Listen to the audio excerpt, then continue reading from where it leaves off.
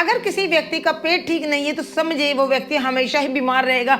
बीमारी कोई भी हो सकती है, यानी कि टोटल 80 बीमारियां ऐसी हैं जो पेट खराब होने के कारण शुरू होती है और उनका एंड बहुत ही भयंकर होता है। बिल्कुल, क्योंकि शुरुआती दौर में जब किसी भी मनुष्य का पेट खराब होता है तो वो उसको बड़े हल्के से लेता है। सुबह उठते ही कोई भी आप एंटासिड ले लेते हैं, सुबह उठते ही कोई भी आप गैस की गोली ले लेते हैं या इधर से छोटी मोटी चीजें चूरन वगैरह ले लेते हैं, जो कि आप खुद ही नीम हकीम खतराए जान बन जाते हैं, जिसके लिए बहुत ही बड़ी समस्या आपको आगे फेस करनी पड़ती है। आप इस बात पर यकीन कीजिए, अगर आपका पेट ठीक है तो आप दुनिया के बहुत ही ज्यादा खुशकिस्मत इंसान हैं और आप आने वाली बीमारी से बच जाएंगे। लेकिन आज के दौर में खान पीन या घर के मसाले या कच्चा पक्का खाना या ठंडा गर्म खाना या हमारी जो लाइफ स्टाइल है जो बहुत मॉडर्न हो गया है, जिसको हम बहुत ज्यादा अपने आप को मॉडर्नाइज कर दिया गया है, तो हमें उसके बहुत ही ज्यादा घातक परिणाम देखने के लिए मिल रहे हैं। ये बात आपको बिल्कुल विश्वास करना होगा।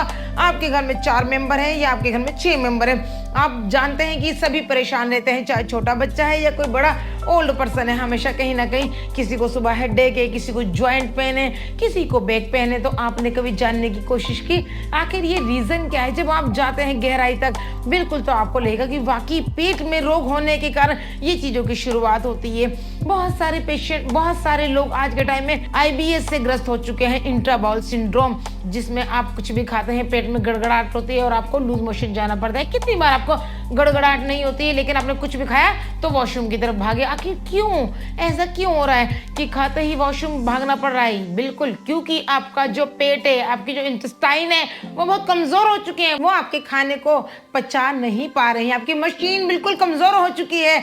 आपको बिल्कुल ध्यान देना पड़ेगा। और अगर आप भी इस समस्या से ग्रस्त हैं तो यानी कि आने वाले धीरे धीरे ये बीमारी बहुत ज्यादा गंभीर रूप ले लेती है। कुछ लोगों को आपने देखा होगा कि हमेशा कॉन्स्टिपेशन रहता है, बहुत ज्यादा वो टॉयलेट के अंदर बैठे रहते हैं और जोर लगाना पड़ता है, उनको स्टूल पर्याप्त नहीं हो पाता और बहुत प्रेशर से करना पड़ता है, जिसके कारण उन्हें बहुत सारी गंभीर बीमारियां हो जाती हैं। और कॉमन पाइल्स तो एक ऐसी चीज है वो सभी को लगभग इस कंडीशन में हो जाता है। आपका कब्ज होना आपका बहुत ज्यादा गंभीर बीमारी का सिग्नल है, इसको हल्के से ना लीजिए। पेशेंट को लगता है मेरे को तो सिर्फ कब्ज है, मेरे को पेट साफ नहीं हो रहा है, वो जुल्लाब की गोली खा लेगा या वो कोई एलोपैथिक दवाई ले लेगा, वो कोई होम्योपैथिक टैबलेट ले लेगा।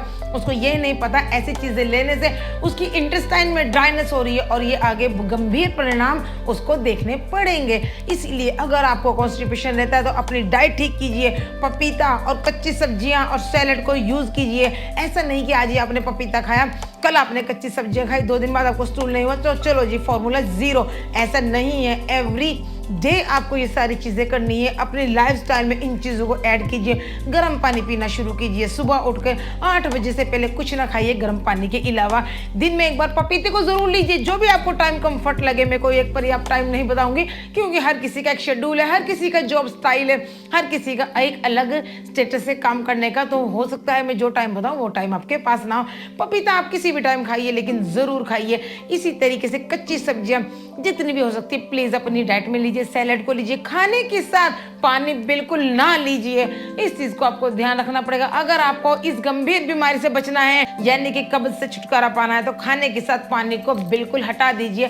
खाना खाने के 45 मिनट्स बाद आप पानी ले सकते हैं। नॉर्मल वाटर लीजिए, हल्का गर्म पानी पीजिए, वो आपकी चॉइस है। ऐसा कोई प्रेशर नहीं डाला जाएगा क्योंकि आपको पता है कि मैंने कब्ज की समस्या से ग्रस्त लोगों को कैंसर तक होते हुए देखा है, इसलिए इसको हल्के से ना लीजिए। अगर आपके बच्चे का भी दिनचर्या ठीक नहीं है तो उसको शेड्यूल में लाइए। प्लीज मैदे से अपने आप को बचाइए। मैदा एक ऐसी चीज है हमारी बॉडी में, हमारे इंटेस्टाइन में एक ऐसे चिपक जाता है जैसे आपके घर में महंगे कारपेट के ऊपर च्युइंगम चिपक जाता है। और आप ड्राई क्लीन करवा लीजिए, कुछ भी करवा लीजिए, वो नहीं निकलता जब तक आप उस पीस को काट के नहीं फेंकेंगे।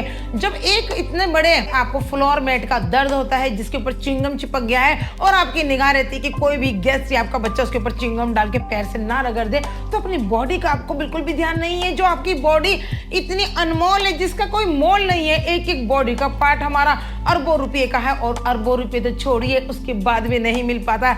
एक अंग आपका खराब हो जाए आपको करोड़ों रुपए दे के भी छुटकारा नहीं मिलता। इसीलिए बिल्कुल आप इस चीज को याद रखिए। हाय, मैं हूं डॉक्टर शबनम, हेल्थ एडवाइजर।